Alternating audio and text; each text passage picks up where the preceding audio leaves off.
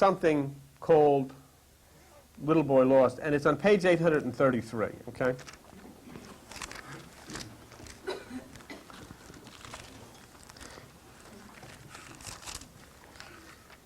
It's in Luke chapter 2.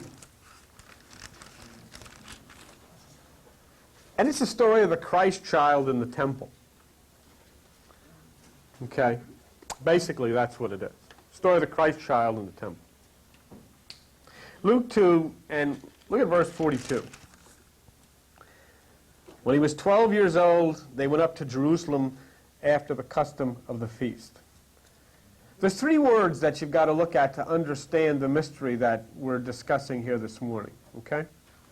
And the words you've got to look at are 12, temple, and Jerusalem. Because it has nothing to do with a little boy getting lost somewhere in some town and trying to find his way into church. Number 12 is the number of perfection. It is that place that you reach when you enter into meditation. As we did, again, this last Tuesday night, we entered into a tremendous meditative experience of perfection. But that's what number 12 is. It's the number of perfection. And it talks about perfection of the child who dwells within the temple in that place called Jerusalem. So look at this. Because what you're looking at, and if we can run away from the founders of this religion of Christianity and run instead to the place of our own being and find out, what is being discussed, where are we being led, then I think we can get up and we can wash our hands from all of the associations with this kind of hate and all of this kind of terrible stuff that we've been raised with, and start to move into this place of nature and to this place of perfection. See? 12 is the number of the perfection. The temple is consciousness, and the perfection is this child. Where will you find this child? When you reach that point of perfection, you will find this child within the temple in Jerusalem. The temple being consciousness. But the story is an interesting one, because look at Luke 2, look at verse 44.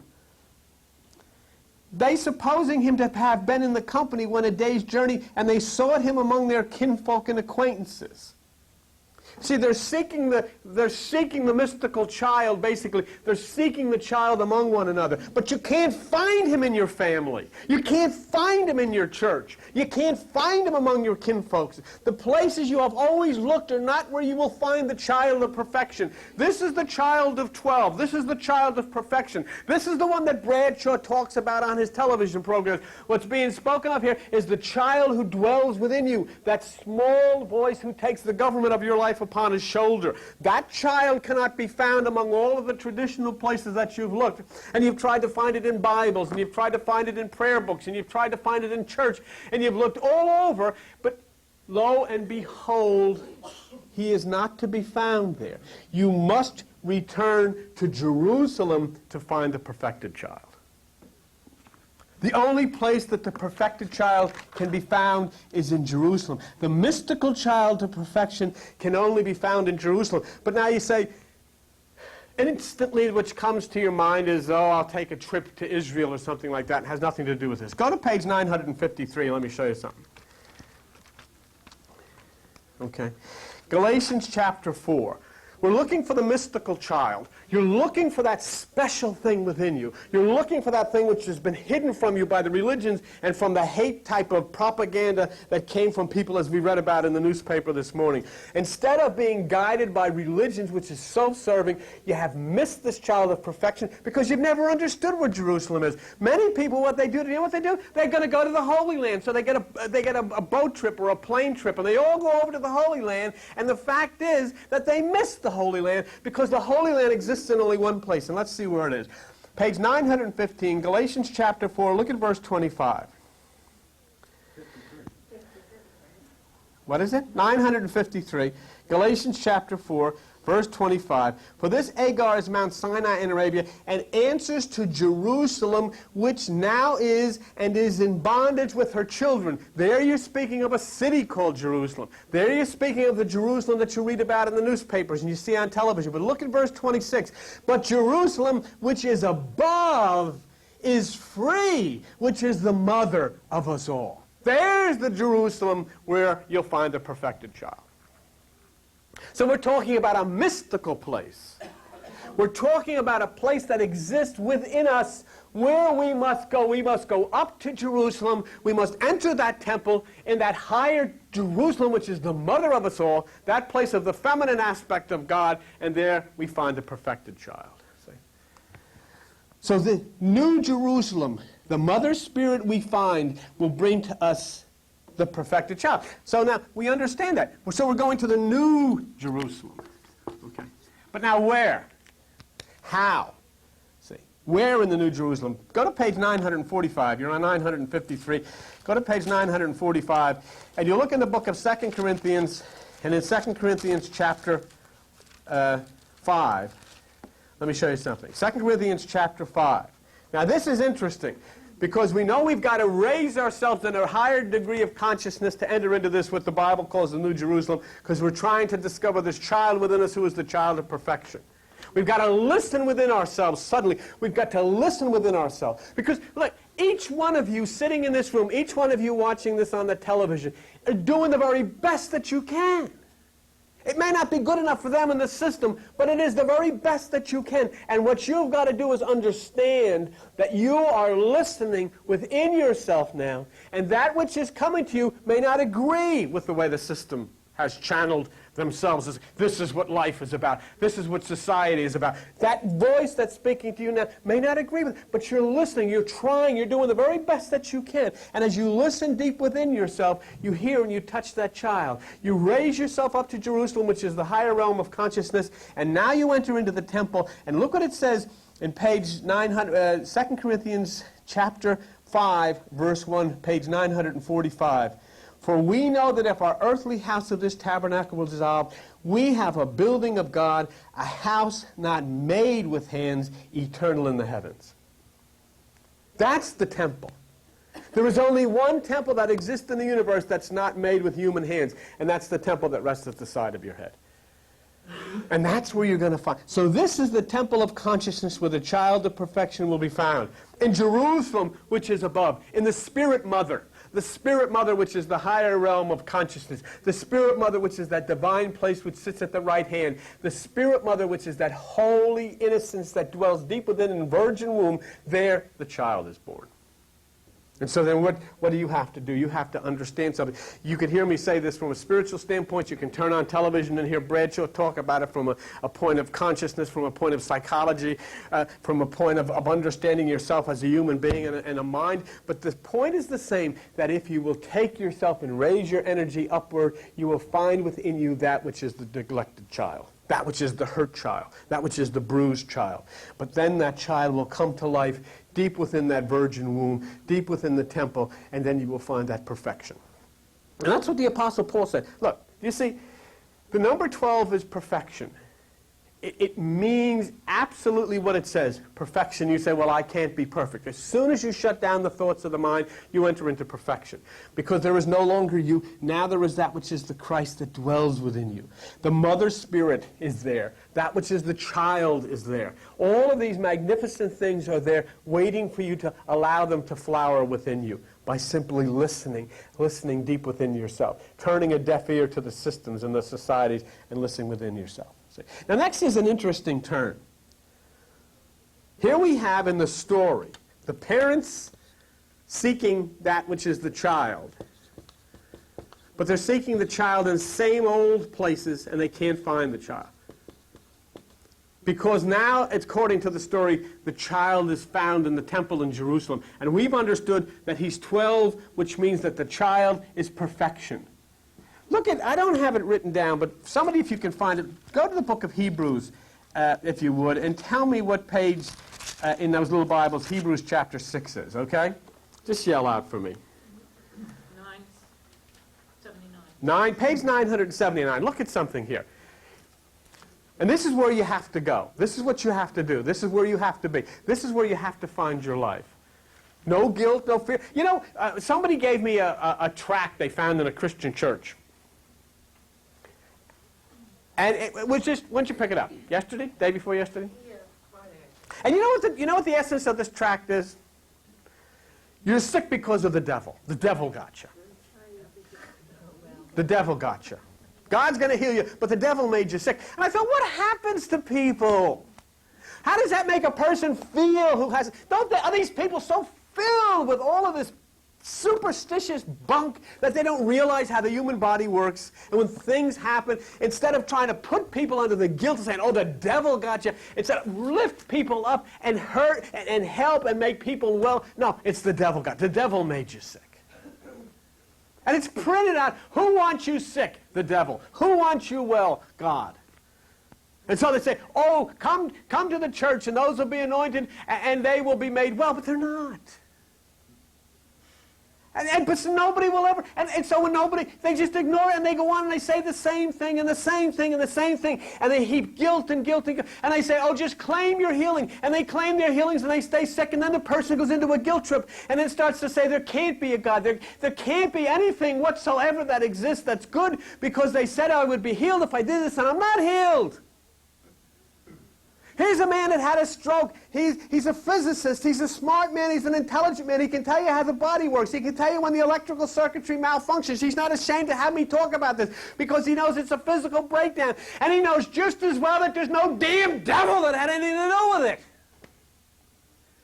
And yet all over the place they got these things stacked up in churches about the devil made you sick. Because they can never, ever turn around and take responsibility for themselves. And this is where you come to. When you come to this point of perfection, you're starting to look within yourself and you're starting to take responsibility for yourself. And in that page, whatever page it was, whoever said it, 979, it says, what does it say? Chapter 6 of Hebrews, therefore, leaving the principles of the doctrines of Christ, let us go on to perfection. How do you go on to perfection? You go on to perfection when all the thoughts that come into your mind, all of these religious teachings that come into your mind, all of the scriptures that you've ever read, all of the things that people try to tell you and the advice they try to give you, you drown it out with the sound of Om. And when you're in Om, you're in perfection. Because when there's none of you, all there's left is the child who was in Jerusalem in the temple.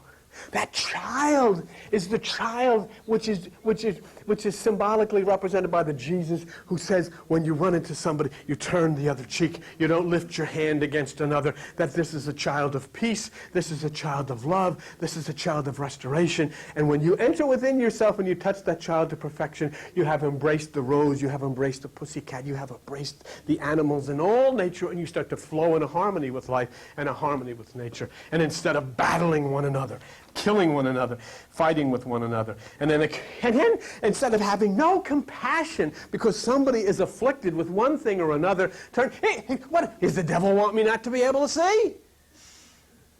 Well, I tricked him. I got glasses. See? I mean, how stupid is this?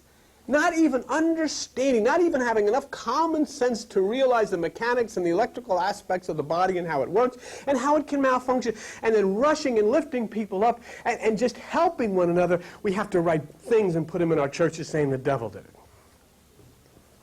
And so now we come to this point where we eliminate all of that type of nonsense and all of that superstition, and we move in to this which is a proven aspect of psychology, the child within. Because the child within you, in many instances, has been sorely hurt and sorely abused, and now is looking to be lifted up. And what will happen?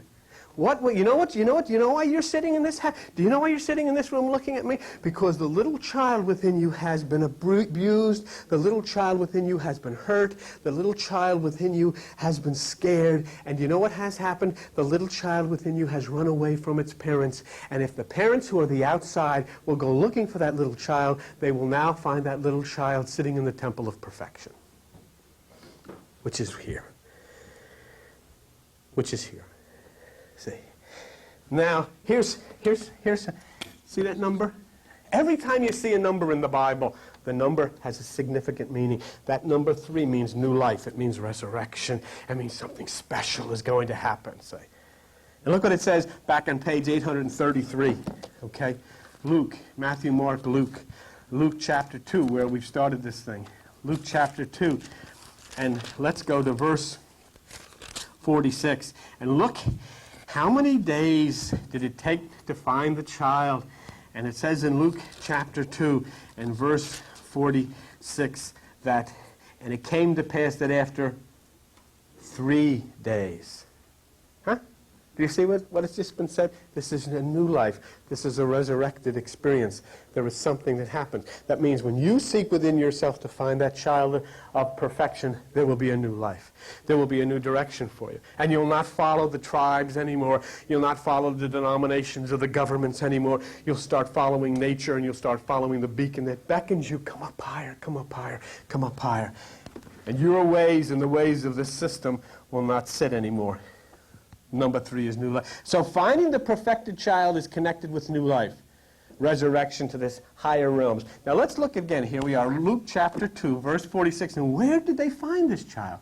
Sitting in the midst of the doctors in the temple, hearing them and asking them questions. Sitting in the midst of the doctors. The doctors are the wise. But these are people who are wise in religion. See? Do you see something? These are the people who are the wise people of religion. And what does it say in the book? It's the child who is teaching them. Don't you see that? They know the Bible. They know the Old Testament. They know it inside and out. They know the temple. They know all the rules, the regulations, the doctrines. But here's a little child who is lost. And it says in that holy book, he, the little child, is sitting teaching them. Don't you see? Well, as I had a woman write to me from wherever it was, New York, and she says, I don't know what to do. I'm so broken. My little boy told me there is no God. Do you have any recommendations? And I wrote back to her, and I said, yes, listen to him. He's trying to teach you wisdom. He's trying to show you that the God that you have created, the picture of God that you have made, doesn't exist. He's right. There is no God that beats up people. There is no God that tortures people to death. The little child is trying to share with you knowledge and wisdom. And as it says in this book, here is the child who in the midst of the temple of all the religions of the world is teaching them. Do you see what's being said about you? Here you sit in the midst of all of the religions, the Lutherans and the Catholics and the Baptists and the Methodists and all of the religions of the world and all of the Christian religions of the world who have fought and killed and slaughtered. And in the midst of all of this, you were teaching them. And they're hearing it. They're hearing it because they can't help but hear it. It's all over the place in television. And they're seeing about what's happening, and they're understanding, and they're hearing, and they can't ever come to you and say, oh, I agree, because, you know, that's their tradition. But still, that was just reaching out from this new age is teaching those who have been firmly entrenched in religion. The child is teaching. And look at something. Look at verse 47. And all that heard him were astonished at his understanding and answers. He astonished them. That which comes from the perfected child changes all of the traditional religious thought to divine revelation, and the traditional people are astonished. How could this be? What are they talking about? What do they mean Jesus wasn't crucified? What do they mean about the resurrection? What do they mean? I mean, they're talking blasphemy. They're astonished. They can't understand such stuff. And how could you possibly know such stuff? You don't have any degrees. You didn't go to any college to learn about the Bible. You didn't go to any seminary and learn all this stuff. How could you possibly know this? How could you possibly talk about this stuff? Because they say to me, where's his degrees from? Where did he learn all of this stuff? In the temple, don't you understand? I learned it in the temple in Jerusalem. And I learned it inside in that holy temple in Jerusalem, and then the words flow out, and when they hear them, they're astonished. And do you know what? They send some of their lackeys to send me threatening letters or whatever, but they never come themselves. What if they come? Let's open the building. We'll have a debate. Want to invite them? Let's go. Let's have a debate. And let's use the Bible. And that which comes from the place of the temple, the place of perfection, the new Jerusalem, will give the word, the words will flow, and they'll be astonished. See, this is basically the essence of Little Boy Lost. There's a little boy lost in each one of you. And we have spent our lives trying to get direction from our parents, from our teachers, from the government, from everybody, and we're getting directions from people who are actually in a self-destruct mode and who are destroying the planet itself. Remember what we said? There's only one physician, there's only one doctor, and the doctor dwells deep within the center of your consciousness, and that's the doctor that can solve your problems. But as I said many times before, who do we go to? We are on Ward 3, and we go up to Ward 6.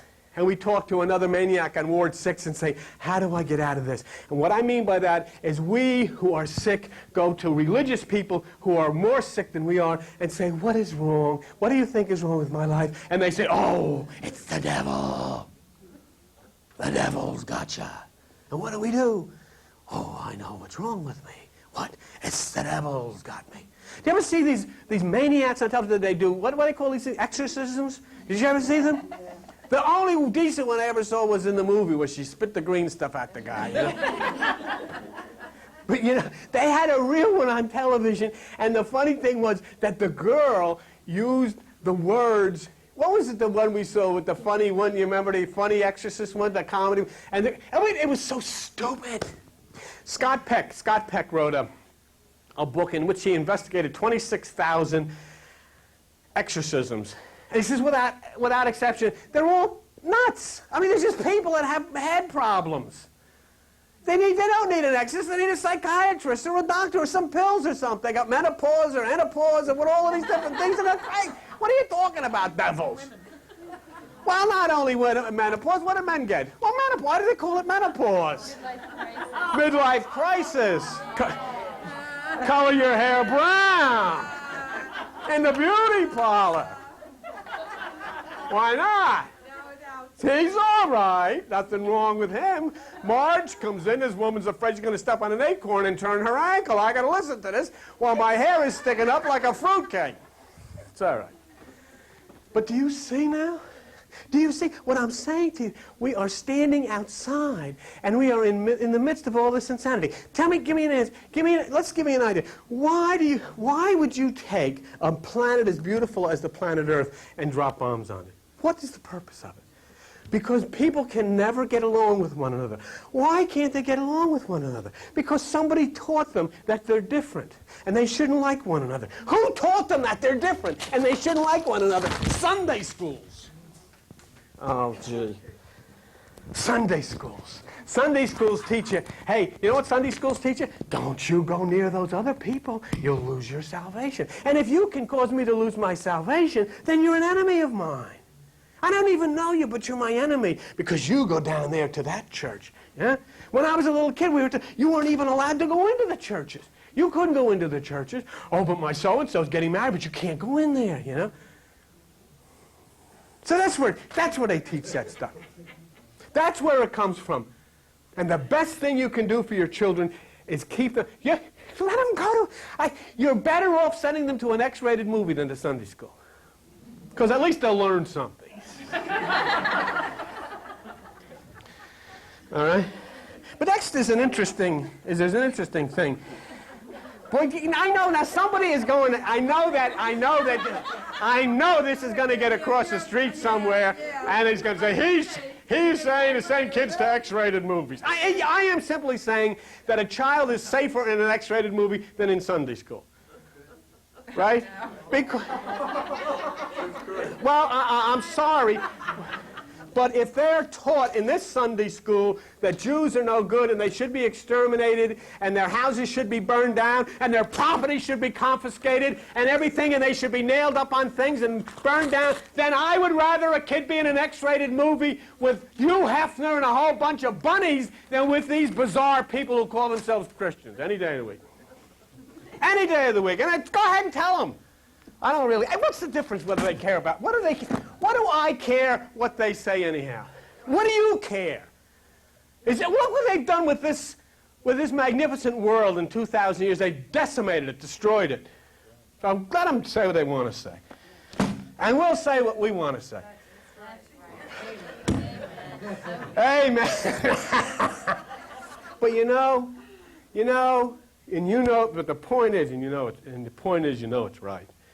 The point is, that we have destroyed young people. And I am very grateful when Joan tells me that we have young people in here who are not violent people, but who have a violent reaction to this type of discrimination against other people. I think that's pretty darn good. And I would build on that instead of instigating discrimination against other people and breaking it down. So the child is... There's an interesting thing that comes from John the Baptist. He says in so many words that your religious affiliation means absolutely nothing. I was taught that as a child, if I didn't stay Catholic, I was going to go to hell. I even, you remember what I told you? I used to go to there used to be a baseball team in Newark called the Newark Bears. I saw Yogi Berra before he was in the major leagues. So you're a regular riot, Alice. After yesterday, you should go to the moon. With me sitting in a beauty parlor. Now she's laughing. Yes, I did. I didn't see Babe Ruth, but I did see Yogi Berra. All right. But how many know who Yogi Berra is? Come on. Well, you know what I used to do? Oh, Kurt and Laurel don't know because they're so young. Yes, you do. How long ago was that, Bill? Huh? How long ago was that? That was years ago. You remember Yogi Berra. He knows who Yogi Berra is. Anyhow, what I used to do, I said my father was not one to spend too much time on the upper deck. I mean, he would say, stay here, Billy, don't move. I'm going to go down and get some ice cream. And he got some bottled ice cream downstairs, and then he'd come up and he'd have a little more. Every time he went down to get ice cream, he'd have a little more trouble finding his way back up, But one time, he said, you can get down and get whatever you want. I'll sit here and keep the sheep warm. So I went in. I'm not kidding about it, but that's what he was constantly in those types of conditions. But that's okay. Anyhow, I went down and I got a hot dog. It was Friday. So I figured, God's going to see me with this. I'm going to go to hell. But anyhow, I'm going to take a chance because this is a hot dog. I mean, I'm ready to give my whole salvation up for a hot dog. And it was worth it. It was great. I mean, there's nothing like a hot dog at a baseball game, And if God's going to send me to hell for eating a hot dog, then he's as screwed up as I am anyhow. So I figured I'm going to go. So I hid under the stands, and I went under the concrete. They had some concrete parts, so God could not see me. Through the wood, he might see. Under the concrete, no way. Oh, and I can just taste that hot dog and the root beer, And I went up, and then I went to a confession because I knew I would go. So I went into I said I ate a hot dog. Say 3 Hail Marys. 50 Hail Marys is worth a good hot dog in a baseball game. Anyhow, John says that you got to take the individual step and you got to change yourself. I've got to change myself. Okay, let me show you something. Go to page 833. Jeez, I got to hurry. Luke 3, chapter 8. Bring forth, therefore, fruits worthy of repentance, and begin not to say within yourselves, and I wish a lot of people would see this, we have Abraham for our father. For I say unto you that God is able of these stones to raise up children unto Abraham. So, these people say, oh, we have Jesus Christ. What he's saying, you better not mouth off about that. Huh? Because God could take the dust of this ground and raise up people and say we have Jesus Christ. It doesn't make any difference what religion you belong to. It's irrelevant because it's just a social institution anyhow.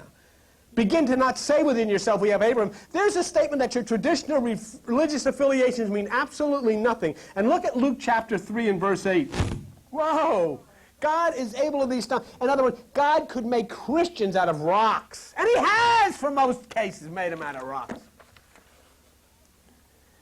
But only you can make a Christ out of yourself. What I'm going to show you here, I did this thing, when was it? We were in Key West in May. And when I did this, and we called it Little Boy Lost in 42, and I couldn't understand. I think you'll find this interesting, and I'll do it quick, and here I go again, but anyhow. What I want to show you is very interesting. It surrounds the number 9. Okay, the number 9, as you know, is a mystical number of consciousness. of the human mind. And that comes from the word Adam, which has a numerical value of 9 in Hebrew. And so then everything that connects with the number 9 is consciousness. We understand the side of the beast. 666 equals 18. 1 plus 8 equals 9. I'm going to show you a little bit. In other words, little boy lost in 42. Little boy lost is over with. 42, I'm going to show you now. Has nothing to do with little boy lost, okay? But I want to show you this. The number 9 surrounds, actually, the number coded to the zodiac. And this is what they would take, because it is Kundalini is the coiled serpent, which is coiled 3.5 times. And this is how they got that number. They take 3 times 360 degrees of the zodiacal circle, that's 1080, and 1/2 of the 360 degrees, which is 180, and come up with 0621, okay? Which, if you add that across, 1 plus 2 plus 6 equals 9, all right? And then there's God, there's you, which is the duality, and then there is the effort that you make to get to God, and that equals 9. But that is the 3.5 times of the Kundalini of the zodiacal circle, okay? Now, go with me to page 1068. Page 1068, and you're on Revelation chapter 11, okay? And I'll show you then how you break this code, and you realize that each time you're talking about the human mind. We ran out of pages. Hold it here. 1008. I said 1008. I did not say 1068. I said 1008. And I spent, all right. If I did say it, you know why I said it? I said it simply to see that you were paying attention. It had nothing to do with me, because I know what I'm doing. Okay. Might be that dye sinking in. Whoa. Okay, Revelation chapter 11, verse 3, okay? And I will give power unto my 2 witnesses. See that? And they shall prophesy 1,203 score days, clothed in sackcloth. 1,000, huh?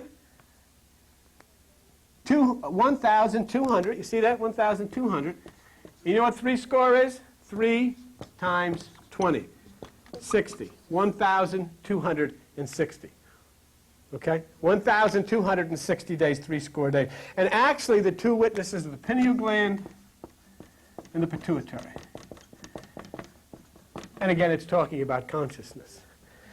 Go to page 1009, the next page over. Revelation chapter 12 and verse 6. And the woman fled into the wilderness, and she had a place prepared that they should feed her 1,203 score days. Okay? You see that? And there's your consciousness again. Okay? Now I want to show you something a little interesting too. How else this is covered off in mysticism. Go to page 1008 again, Revelation chapter 11. Revelation chapter 11 and verse 9. And they of the people of kindreds and tongues and nations shall see their dead bodies 3.5 days. Do you see that? 3.5 days, it comes out to that same 3 times 360, 1/2 of 360, 180. 3.5 days. Now, on Revelation 11, chapter 11, verse 11, you see that? And after 3 days and a half, the Spirit of life from God entered into them. Once again, we're bringing that down to consciousness. Look at Revelation 11, where you are, and verse 2. And I'll show you something else where we come up with 42. Revelation 11, but the court which is without the temple leave out, and measure it not, for it is given unto the Gentiles. Now this are those who dwell in the lower aspects of the mind. And the holy city they shall trod underfoot 40 months. Okay? And a month had 30 days, and if you multiply it times 42, 1,260 equals 9. Do you see that? Okay, the holy city. Look at page 1009 again, Revelation chapter 13 and verse 5. And there was given unto him a mouth speaking great things and blasphemies, and power was given unto him to continue 42 months. Do you see? 42 months. Now let me show you, and then we'll be done, a statement of Jesus in Luke, and see what you can do with it, okay? Go to page 835. Look at Luke See, what I'm just simply really quickly showing is there's so much that's hidden in this Bible. Luke chapter 4 and verse 25.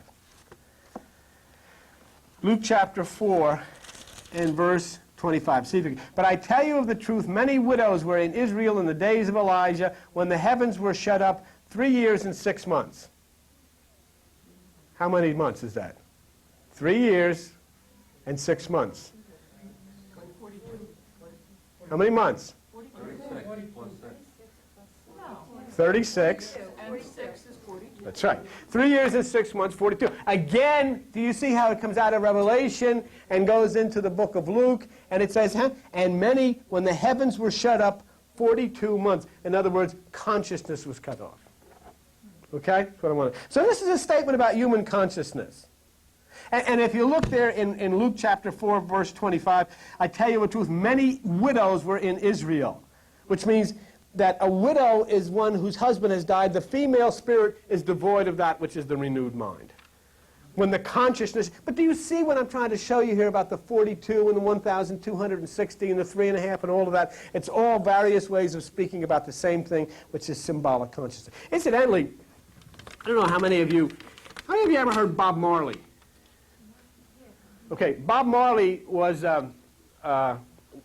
just an absolute magnificent reggae singer, and he would worship the god Jah. In fact, there's one of Bob Marley's songs is called Jah Loves. And of course, Christianity, had a lot of trouble with Bob Marley because one of the things they smoke funny cigarettes and all that. But anyhow, that's neither here nor there. But here's something about, it says Elijah, okay? This is something interesting. El means God. I meant is. God is. Jah. See?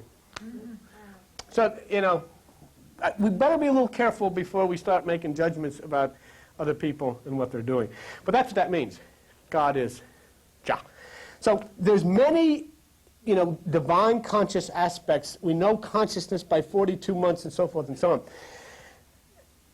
Just let me show you something real quick. See this verse 27 of Luke 4. And many lepers were in Israel in the time of Elijah. That's the same as the prophet. And none of them was cleansed, saving Naaman. See? So leprosy is a symbol of this wasting away. And only one received Elijah, and that was Naaman. Only one was healed. And even though it was only one who found that way. See? Look at Luke chapter 4, verse 28. And all of they in the synagogue, when they heard these things, were filled with wrath. Do you see what I'm saying to you? Everybody that was in church was ticked off because it wasn't done according to their traditional ways. It wasn't done. It was like they were astonished with the child in the temple. It didn't come according to the way that they had outlined it in their books and in their seminaries and all of these places. It didn't go that way. So they were all ticked off. Even though these healings were taken from. That's what I'm trying to tell you. For your children and for the kids. I mean, is this right? Do you have the right? Do we have the right to subject kids to this? Do we have the right to subject kids to this violence and this hate type of literature and this hate type of instruction and this devil and demon type of stupid stuff that we teach them and then look at them with the drugs and the violence and the killing and all of this stuff? We've created all of this stuff and then we say, oh, we don't, this is our tradition? Then the hell with the tradition. Destroy the tradition. And let's just start to build a new tradition. And there's none of that stuff. There's none of that fighting. There's an embracing of every living thing, including the animals as one. Everybody to be respected in life. See? And so, again, as we do this, those who sit in the churches will be filled with wrath. And they'll call it occult and evil. And finally, in Luke 4, verse 29, and it says, then they rose up and they thrust him out of the city and they led him to the brow of a hill that they might cast him headlong. This means religion would try to bring down the ministry to the higher mind and focus it in the lower emotions. But it says in verse 31, he taught on the Sabbath days. And you know what the word Sabbath means? 7.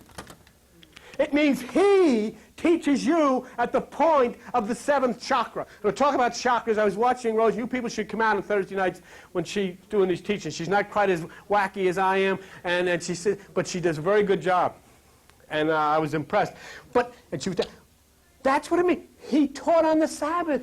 Do you know why did you go to church on Sunday? Because it's the seventh day. And the seventh is the seventh chakra. And the seventh chakra is the pineal gland of the brain. That's what the Christ teaches you at the point of the seventh chakra. And it says in Luke 4, verse 32, the religious were astonished, for his word was with power. And what did Jesus Christ say? Yeah, they're astonished, because the way is narrow, and few there be who find it. Thank you very much. Joan will come on.